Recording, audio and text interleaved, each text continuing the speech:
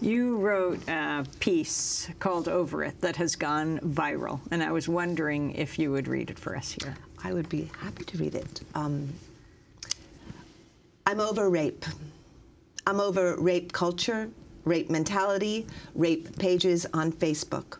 I'm over people demanding their right to rape pages and calling it freedom of speech or justifying it as a joke. I'm over people not understanding that rape is not a joke, and I'm over being told I don't have a sense of humor and women don't have a sense of humor when most women I know, and I know a lot, are really, really funny. We just don't think that uninvited penises up our vaginas are a laugh riot. I'm over the hundreds of thousands of women in Congo still waiting for the rapes to end and the rapists to be held accountable. I'm over the thousands of women in Bosnia and Burma and Pakistan and South Africa and Guatemala and Sierra Leone and Haiti and Afghanistan and Libya, you name a place, still waiting for justice. I'm over 3 women in the U.S. military, 1 out of 3 women, getting raped by their so-called comrades. I'm over the forces that deny women who have been raped the right to abortion. I'm over women rape victims becoming re-raped when they go public. I'm over women getting raped at Occupy Wall Street and being quiet about it because they're protecting a movement which is fighting to end the pillaging and raping of the economy and the earth as if the rape of their bodies was something separate. I'm over women still being silent about rape because they're made to believe it's their fault or they did something to make it happen. I'm over violence against women not being a #1 priority internationally and nationally when 1 out of 3 women in the world will be raped or beaten in her lifetime. The destruction and muting and undermining of women is the destruction of life itself.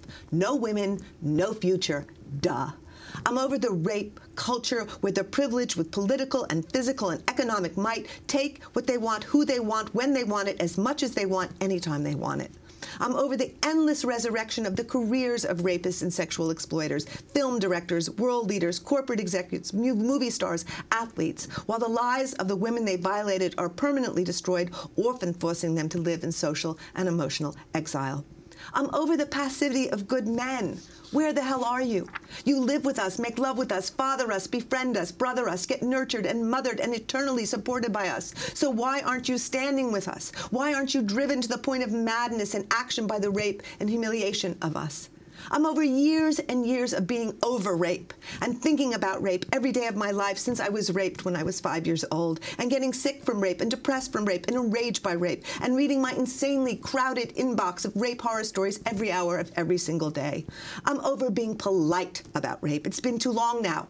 We have been too understanding. We need to occupy rape in every school, park, radio, TV station, household, office, factory, refugee camp, military base, back room, nightclub, alleyway, courtroom, and UN office. We need people to truly try and imagine once and for all what it feels like to have your body invaded, your mind splintered, and your soul shattered. You need to let our rage and our compassion connect us so we can change the paradigm of global rape. There are approximately 1 billion women on the planet. 1 billion women on the planet who have been violated. 1 billion women. The time is now. On February 14th, 2013, we are calling 1 billion women and all the men and people who love them to walk out of their jobs, to walk out of their homes, to walk out of their schools, to walk out and strike, and to find your group, find your posse, find your friends, find your stadium, and dance until the violence stops. Because we are over it.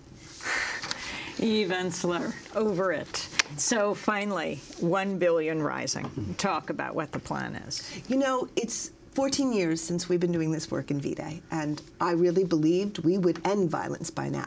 I really did. I wanted that to be true. I am now seeing around the world the levels of violence, the insipid pushback against women's rights everywhere. We haven't ended patriarchy. We are still here. Patriarchy is still. The fact that, you know, we are still fighting in 2012 for birth control just seems, it's hard to even articulate. The fact is we have not busted this notion that the father still dominates and has authority over women and children and determines the rights of our lives, determines the rights of our futures and our bodies. We have to go further. We have to escalate. If we're going to win this battle, if we're going to actually free women, which is freeing men, which is allowing everybody a life of dignity and grace and not walking in fear and terror, but we have to go further and be disruptive and be dangerous. So it's 1 billion dancing? 1 billion dancing, wherever you are. I was in Australia when we announced it, and the Aboriginal women have already gotten their stadiums in Queensland. They'll be dancing to Whitney Houston. All around the world, in Oklahoma, the Native women are going to be dancing to Footloose. Everybody's calling me with these wild and amazing ideas. In hours, 118 countries, thousands of people signed up, and I know we can get 1 billion people, 1 billion women out on the streets, in the parks, in the deserts, in the fields, dancing to say the time has come where women know that violence is over and men join us in that struggle. And those who want to join, where can they, what site can they go to? vday.org. Come and sign up to be part of the 1 billion. You can send in your stories eventually. You can tell us what music you're dancing to, who you're dancing with, what you're wearing when you dance.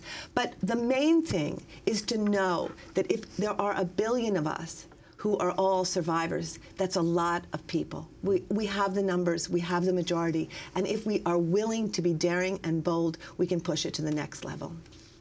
Well, Eve Ensler, we want to thank you very much for being with us. I was very amused yesterday when you talked about your experience of being in airports and wherever, and people coming up to you, and what they've said to you has changed. Yes, it has. The people used to come up to me and say, oh my God, I've seen your play, The Vagina Monologues. Now they come up and they say, I've been in your play. I did The Flood. It was wonderful. So I really kind of love the idea that eventually we'll just have a collective performance of The Vagina Monologues. I hope so. Well, maybe that is February 14th, 2013. Indeed, The Rising.